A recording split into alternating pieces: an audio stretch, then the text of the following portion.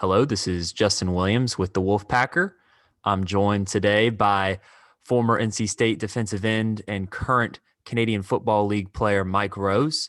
And we are going to break down the debacle that happened in Chapel Hill yesterday, the 48-21 loss to the Tar Heels. Always a tough thing to talk about, but we're going to break it down and hopefully do a good job explaining what you saw yesterday and also maybe give you some things to look forward to as the season goes along. Still a long season, and NC State starts off with a 4-2 start to the year, which I think most NC State fans would take. But before we get too far along into this podcast is brought to you in part by JFQ Lending. With interest rates below 3%, there has never been a better time to lock in a low fixed interest rate on your mortgage. You'll never need to think about refinancing again. Set it and forget it. And with JFQ Lending, you are guaranteed to get the highest level of customer service. They have an A-plus rating with the Better Business Bureau and over 3,000 five-star reviews. Give Hunter Clausen a call today at 480-513-3992 or email Hunter directly at hclausen@jfqlending.com. That's HCLAUSSEN@jfqlending.com. JFQ Lending Inc., Equal Access Lender, licensed in over 40 states, www.jfqlending.com. And while you're at it, head over to thewolfpacker.com and use promo code PACK60. That's promo code PACK60 for a free 60-day trial for all of our premium news, content, and analysis on thewolfpacker.com. As I mentioned, we're entering a bye week here, but we still have 5 games to go in this 2020 season and likely a bowl game at the end in December. And of course, NC State basketball is now, I'm looking at it today, it's October 25th. So we're 1 month away from Pack basketball as well. So be looking out for some content there to get excited for hoop season and to finish out the football year strong. But Mike, let's talk about what happened in Chapel Hill yesterday. Obviously, this game is one that always brings out emotions on both sides, sometimes for the best, sometimes for the worst. But, NC State comes into this game with a 4-1 start, ranked for the first time this season at number 23 in the country. It's only the third time in the 110 meeting rivalry here that both of these teams were ranked inside the AP top 25. And it didn't necessarily deliver like a ranked game. It was clearly one-sided, although, I think the final score doesn't necessarily reflect, how competitive it was. And sometimes in the first half, NC State certainly had opportunities. And, heading into halftime, I almost felt like the Pack was the ones with the momentum heading into the locker room because you get the boost of energy on offense from freshman Ben Finley. And we'll get to that, but I think we should at least address the elephant in the room, which was the glaring dilemma in the run game. UNC's running backs Javonte Williams and Michael Carter had a field day yesterday. Carolina finished the game with 326 rushing yards. I believe Williams and Carter themselves accounted for 266 of those yards. So a very tough outing for the NC State run defense. And it was, not only is it shocking to see those numbers in a rivalry game like this, one where you would hope it steps up, particularly without your starting quarterback, Devin Leary, going out to injury in the Duke game. But it wasn't just that. The shocking part is that this run defense was really coming together over these last 3 games. If you look back at the 3-game winning streak that NC State had entering this contest, the Wolfpack forfeited only an average of 101 rushing yards per game to opponents. I think their yards per carry average in those 3 games was about like 3.2, something like that, which is really good. But that was just not the case. It was not there on Saturday. The Tar Heels end up averaging 5.9 yards per carry.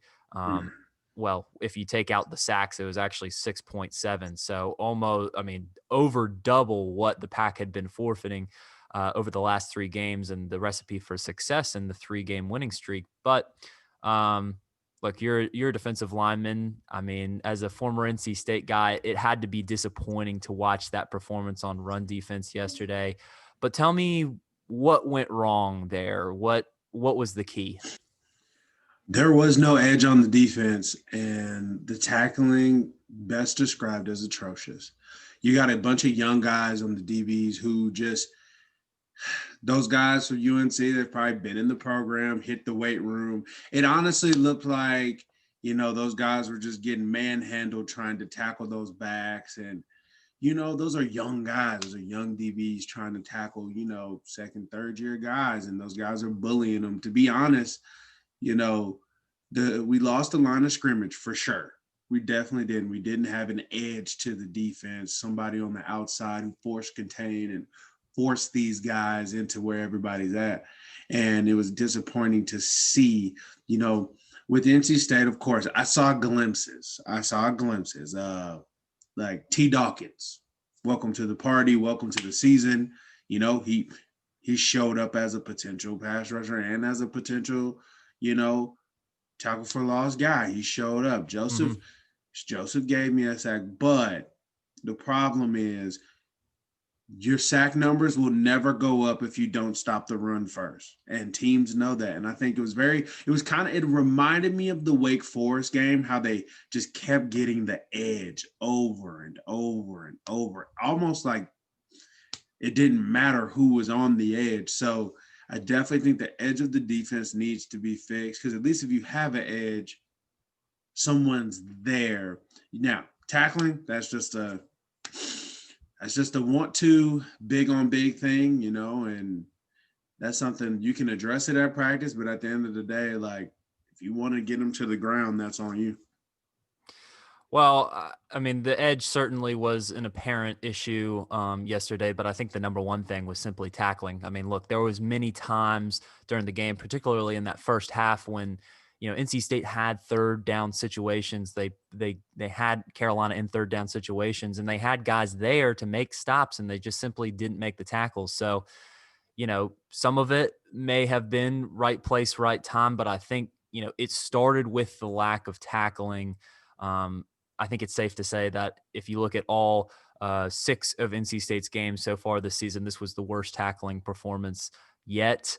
In my mind, no other game, maybe the Virginia Tech game sticks out. That's the one I was thinking about potentially. But then again, you look, the tackling is not coincidental that these are coming against backs like Khalil Herbert, who's one of the leaders in rushing in the ACC right now, the Virginia Tech running back. And then you have 2 future pro running backs in Michael Carter and Javonte Williams. Look, some of it is on NC State, and they have to step up and do a better job tackling. But you also have to give credit to the opponent, because they also have scholarship guys. They also have their own stars. And it was mentioned numerous times on the ESPN broadcast yesterday. Javonte Williams leads the country in forcing defenders of missing tackles. So, he's not an easy guy to take down.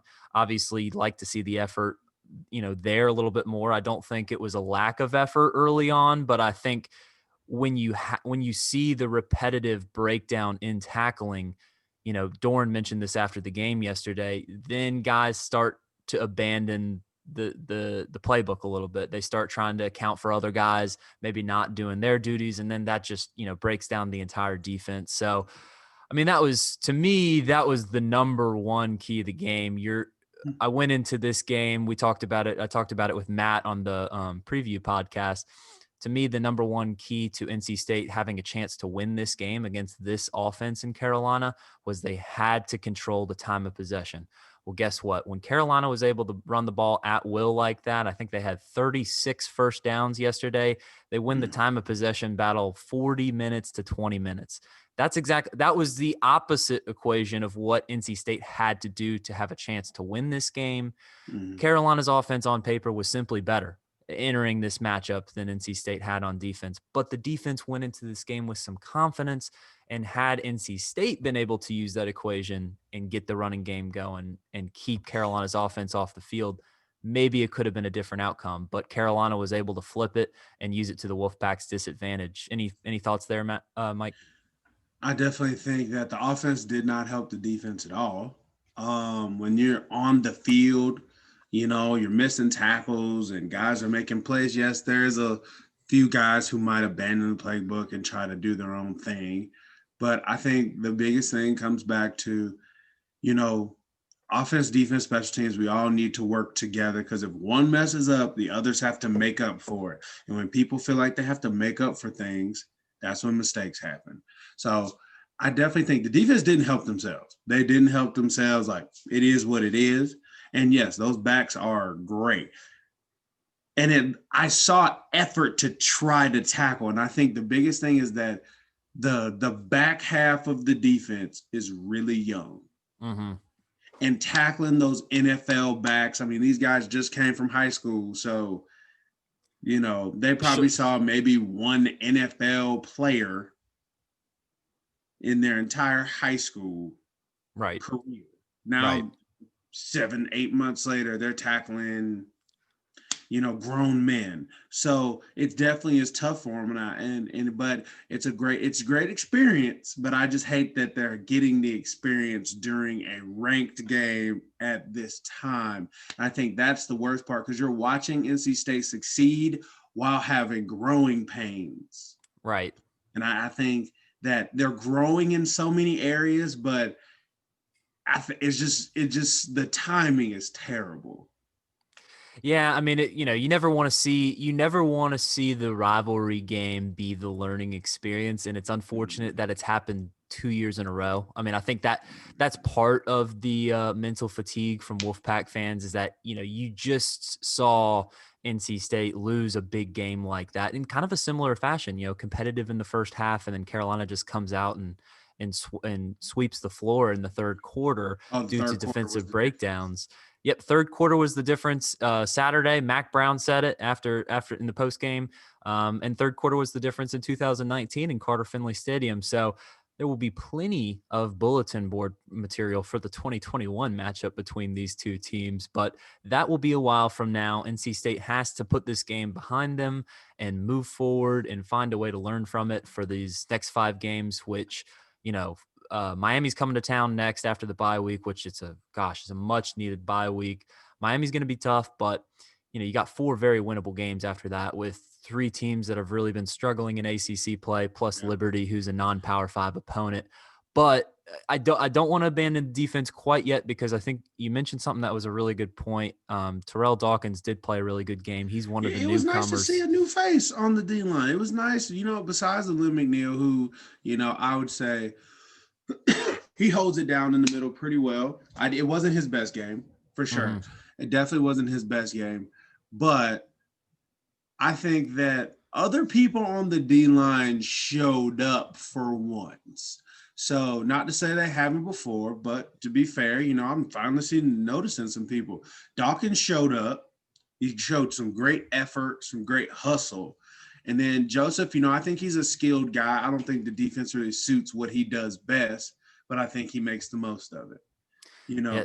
Terrell Dawkins, second straight game with a sack. He's got 2 tackles for loss in this game. So good to see him, getting a little bit of momentum here before the bye week. And speaking of the bye week, I mentioned how important it was. It was glaring NC State yesterday when they struggled to make the tackles in the run game when you didn't have your 2 main guys 100%. That are just the enforcers on this defense. I mean, I think that's a little bit unfair to Drake Thomas because he is one of the enforcers on this defense, but I'm not talking about him. I'm talking about, first of all, Tanner Engel was not there. He wasn't available to play. Big loss there. He's your enforcer in the secondary. He's one of the grittiest tacklers on this team. And in my mind, I think he's probably the most important player on this defense this year, just considering the youth in the secondary and what he brings to the table, both in coverage and run defense. But also, Peyton Wilson was not 100% yesterday. I mean, he looked like he got dinged up early. I think it looked like maybe one of his legs got hurt. And, he's just such a gritty guy. He's such an old school throwback type linebacker that there was no way you were going to take Peyton Wilson out of that game. But and it's not that he played bad. He just wasn't 100%. He didn't believe he was himself. Exactly. And when you're a step behind, you can't, that's not going to get it done against those backs, the shoulder tackles. And I'm not saying he was the one shoulder tackling, but there was numerous times where they were just coming in with a shoulder tackle, and you're going to have to wrap up against these guys. No, I definitely, Saw a lot of shoulders, a lot of arms.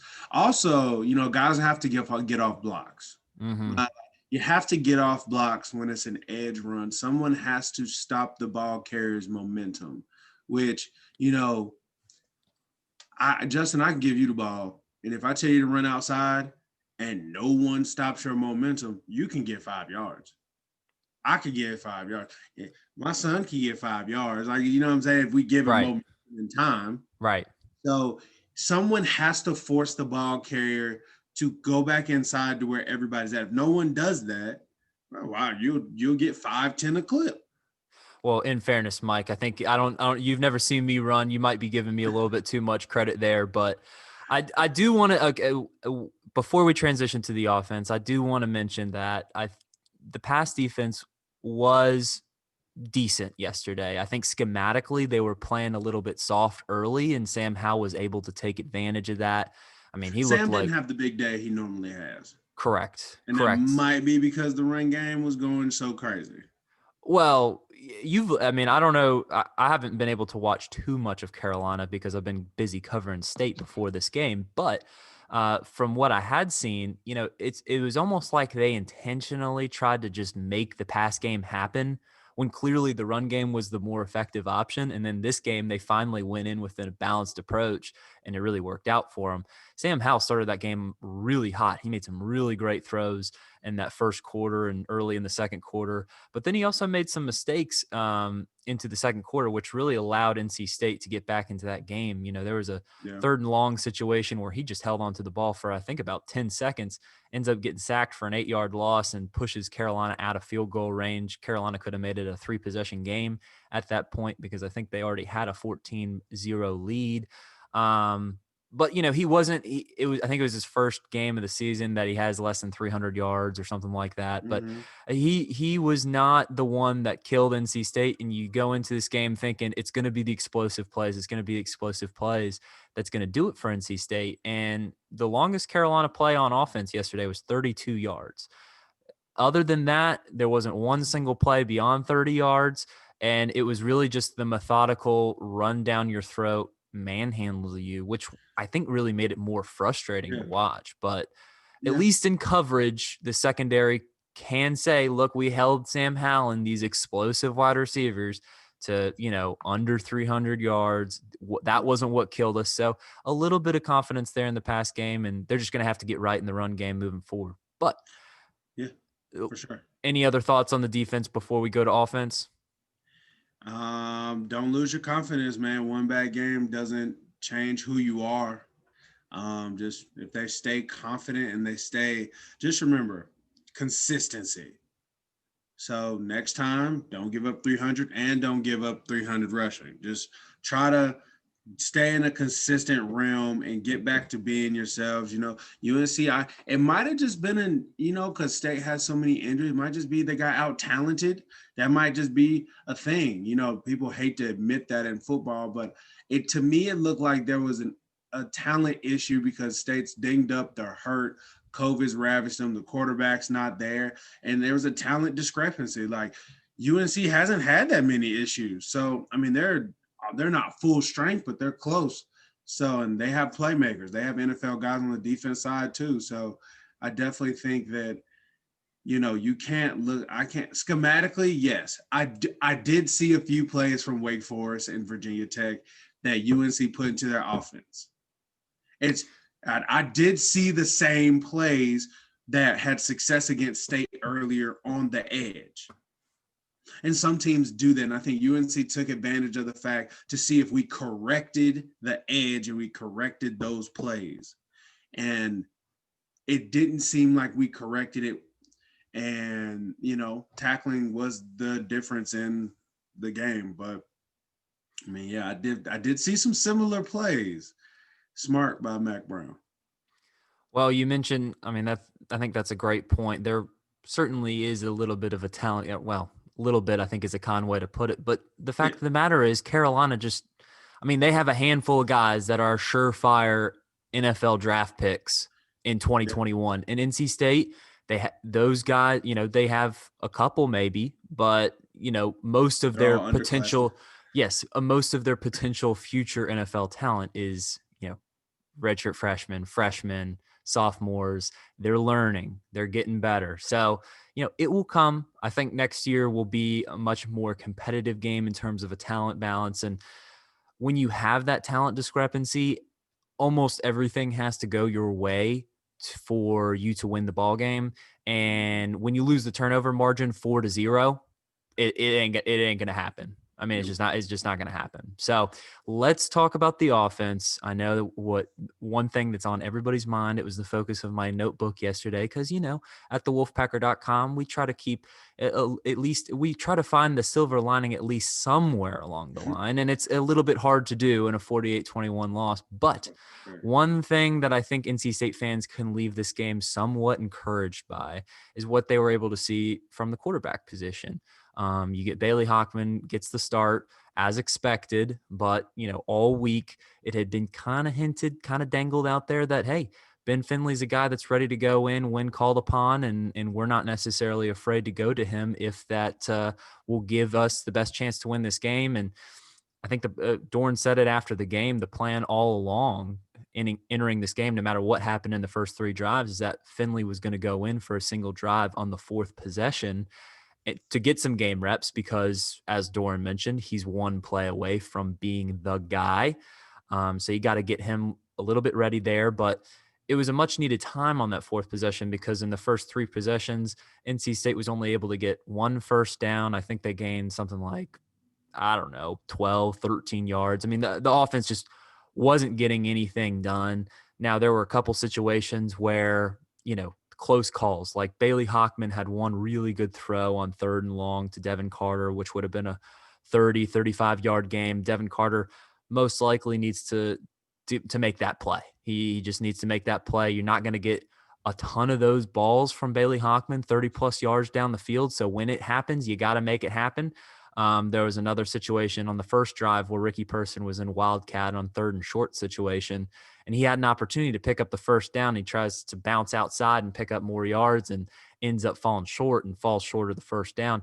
Had he gone south-north there, gets that first down, I mean, who knows what could have happened on the first possession. But fact of the matter is NC State's offense just was lethargic, I think would be a good way to put it, in the first 3 drives. And then you put in Ben Finley, and all of a sudden, man, that thing clicked. They moved the ball down the field, I think the better part of 80 yards. And I mean, it was up tempo. Finley looked confident. I mean, they weren't giving him any super tough throws. They weren't saying, hey, go down the field and launch this ball 30, 40 yards down the field. They were giving him some screen passes and giving him some kids' gloves, if you will. But he was able to do it successfully, and NC State's offense got going. And then he found Dylan Parham in the end zone. And look, I don't want to dwell on Dylan Parham. Obviously, I'm sure he's beaten himself up this weekend over the catch. We all make mistakes. That was a mistake there. And a lot of it was flukiness that Carolina defensive back was able to swipe it out of his hands on the bobble. But Finley gave him a good ball. It should have been a touchdown. Ends up getting picked off in the end zone for a touchback. Carolina goes down the field and scores on the next possession. So that's a 14-point swing right there and a real momentum killer. Luckily, Finley was able to drive down the field on the next drive and score the Pack's first touchdown on I think a 46-yard touchdown pass to Emeka Emezi. But what did you – I want to get to Hockman after this, but what did you see from the freshman, Ben Finley? It's the first time we've seen him in a college game, and personally, I will say I was impressed. No, I was definitely impressed. There's hope for the future in a year where quarterback has been tough for NC State. You start out with Hockman, and then you get Lear. You're like, oh, okay, we've arrived. And then you're back to, maybe Hockman can do it. And then it's the Ben Finley show. So, you know me, I'm a quarterback consistency guy. So if you're going to give me Ben Finley, give me Ben Finley. Give him to me, man. I don't care if he's a freshman. He's the first freshman. He's not the first freshman to play for NC State. Probably won't be the last quarterback to play. I mean, I look at it this way. If you're going to go with Finley, because obviously there's something in Finley they saw to say, look, we have to get this young man some reps. In the 4th drive of a big game, that you want this guy on the field. So if you're leaving Hockman, you need to move on and give the guy a shot. You can still put Hockman in there if it's a run situation. He could be your new Wildcat guy, because he does have mobility. You can still play Hockman, but to me, it seems like there was a reason to put Ben Finley in. And, UNC was the better team that day. So you could argue that Hockman, it wasn't his game, because the run game needs to be going well, and he doesn't need to have to drop bombs. But for Finley, it seemed like everything was comfortable. He looked comfortable. This guy seemed to be rallying around him. And I think that if you're going to put a young quarterback out there, there's no point in pulling him back. You might as well let him dive into the experience since you threw him out there. Let him have his shine and see what he can give you, because he's the future. That's how you have to. He's the future, and you have to see what you have. And in a year when guys are getting hurt, I'd give him the reins, especially if he's scoring. I think the turnovers and stuff that happened with him, I think that those aren't his fault.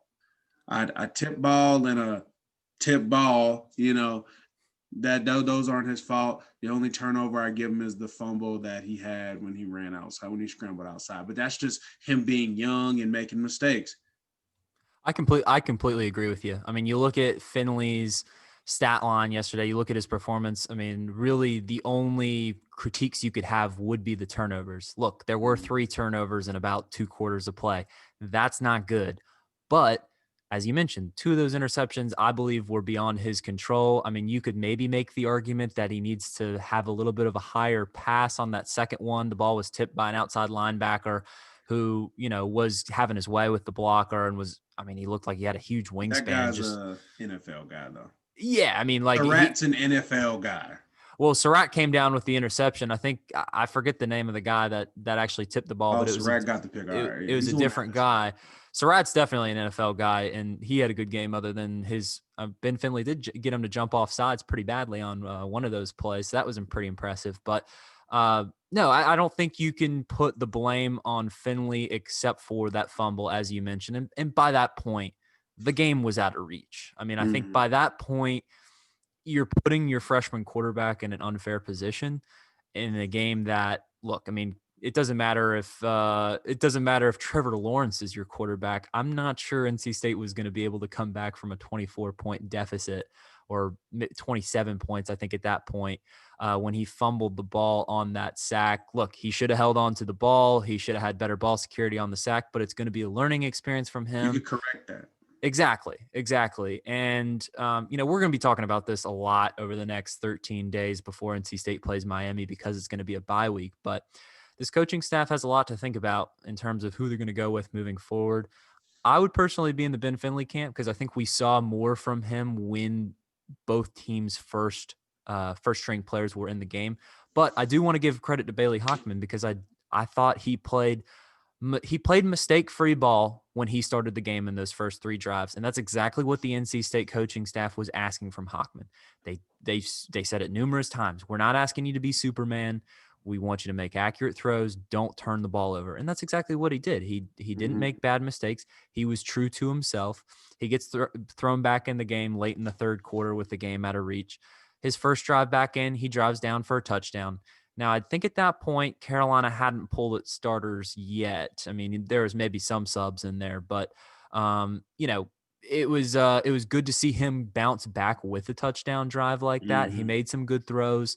And then the fourth quarter, I can't really take too much of that, because I think at that point, Carolina was trying to give some of its younger guys some opportunities. Yeah, it's trash time. So was State.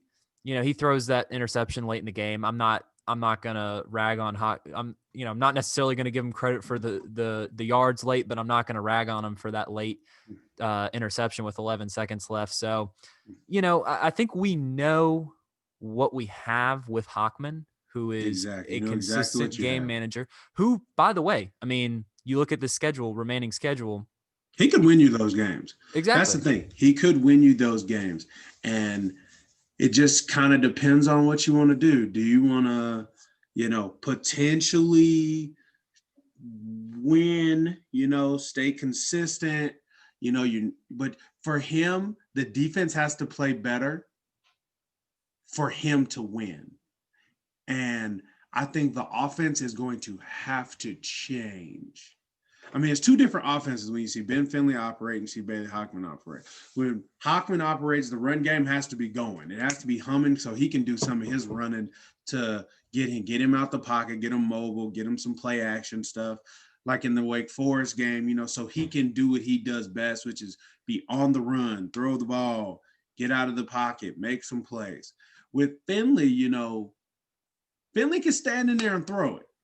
Right. Also, the screen game works for him, so I think that then you're right. In the next 13 days, they're going to have to really make a tough decision on those guys' future. But, you also have to look out for your job security, as a coach. So I think the safer option is Hockman because you know what you have and you can go with him. But if you're trying to see who can potentially develop into a guy, Ben Finley's the guy to go with now. Well, and not to mention Finley can scoot. I mean, he's a good athlete. He didn't have too many opportunities to show it off in this game, but I think if you get a little bit better protection from him, he's going to find some gaps and show off his ability on the ground too. In fairness to Hockman as well, I mean, you mentioned it. If for Hockman to have success, the run game has to get going, and it did not yesterday. 34 yards rushing. Now, granted, you lose Ricky Person in the second quarter due to a concussion. That hurts. Bam Knight was never really able to get going. He still, averaged 4.6 yards per carry, which is still solid.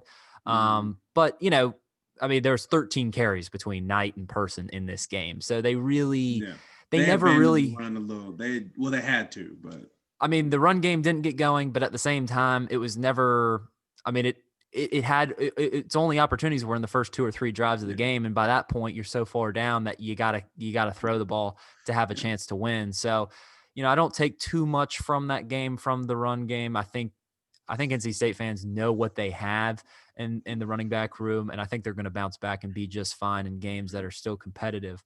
We'll wrap up this podcast here soon, give out our game balls, but I'll ask you one question, Mike, because I think you alluded to it. Look, you go with Hockman, that's the safe pick. He's got the seniority. He's got the playing experience. He maybe has a better understanding of the offense. And probably in those last 4 games, you could make the argument that he gives you the best chance to win, which is what it's all about at the end of the day. Yep, that's the keep your job pick. But, Mike, here's my question for you.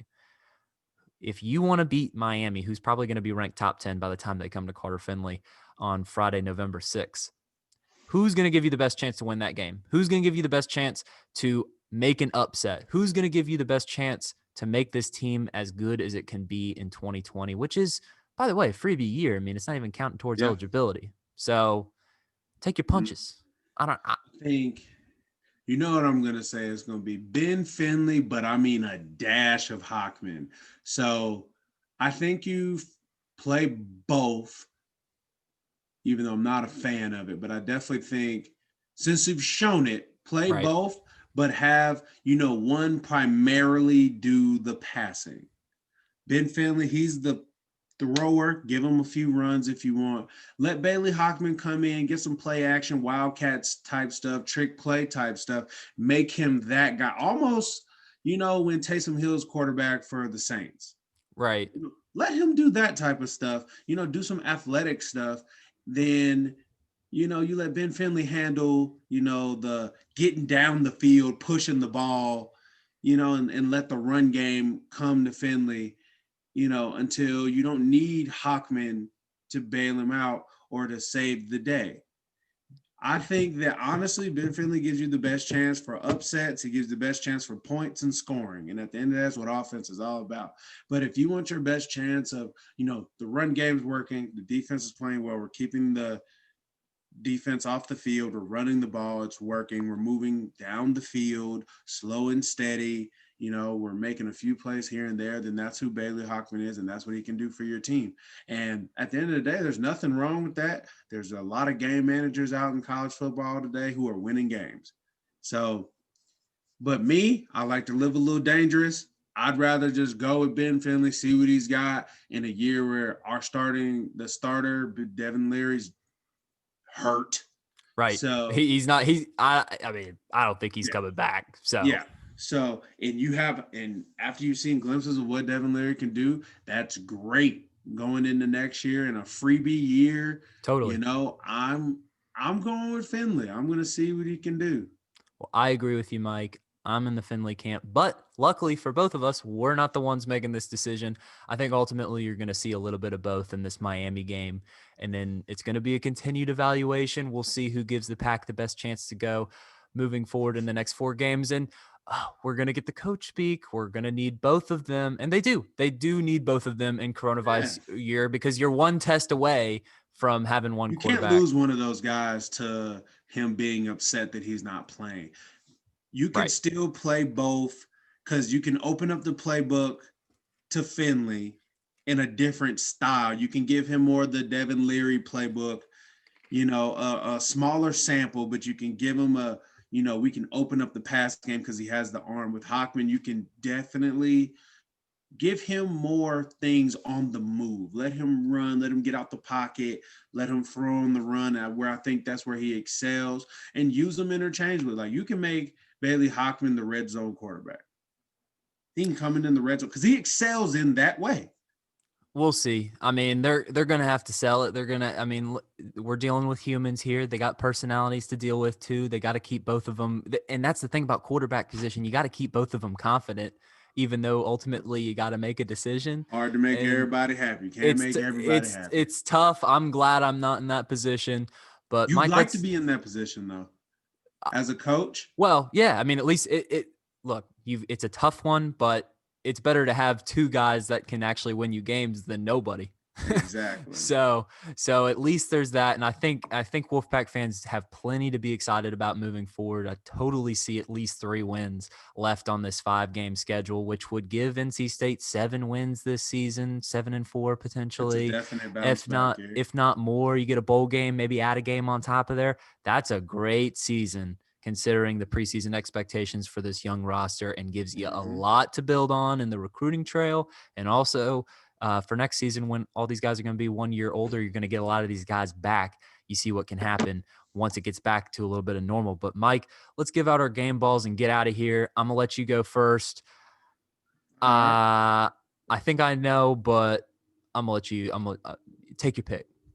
I mean, I really wish I was giving it to Kerry Angelon, but, seeing as he was not targeted that much and didn't have that much production, it's a correlation. I feel like when Kerry Angelon is doing well, the team is doing well. But I'm going to give it to T. Dawkins, man. I think that T. Dawkins had a day. He played well, on a day where, things didn't look too sexy, but I'm going to go ahead and give it to T-Doc because he showed up. And I like D linemen that show up and make plays. Okay, so Terrell Dawkins, I like that pick a lot. Good back-to-back games there, and I think he gives fans a lot to look forward to watching him over the next few years and the rest of this year.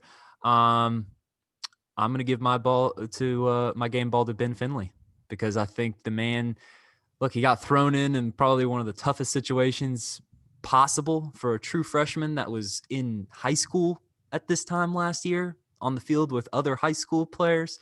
1 year later, I mean, I know there wasn't fans there, so that maybe added a little bit of a better environment on the road, but you're in a rivalry game, in a ranked game, down 14 points to your arch rival, and you get thrown in with the responsibility to give this offense some life. And that's exactly what he did.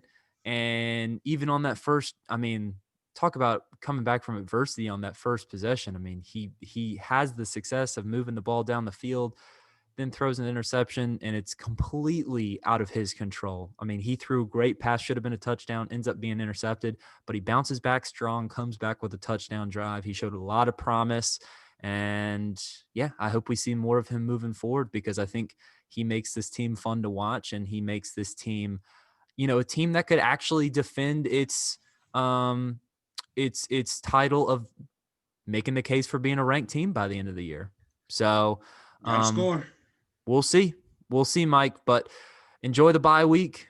We're going to be off next week. Maybe I'll reach out. We could have a little bye week chat or something like that. We'll see. But if not, we'll be back on in a couple weekends for the Miami game. But NC State fans, enjoy your week off from football watching. I know NC State players will enjoy a week off from so much practice and recover a little bit. Tanner Engel, get well soon, sir. We need you. But anyways, before you guys tune off, subscribe, rate, and review this podcast wherever you listen to us. If you're watching us on YouTube, please subscribe to our YouTube channel, the Wolfpacker YouTube channel. Follow us on social media. You can follow Mike at SavageMike90 on Twitter. You can follow me at Justin H. Will on Twitter. And be sure to follow our main account at the Wolfpacker. You can like us on Facebook, NC State Wolfpack on thewolfpacker.com. And please be sure to go to thewolfpacker.com and use promo code PACK60 for a free 60-day trial to our premium news, content, and analysis to get everything on Wolfpack Sports. Mike, thank you very much for joining us. For Mike Rose, this has been Justin Williams, and this has been the Wolfpacker Podcast.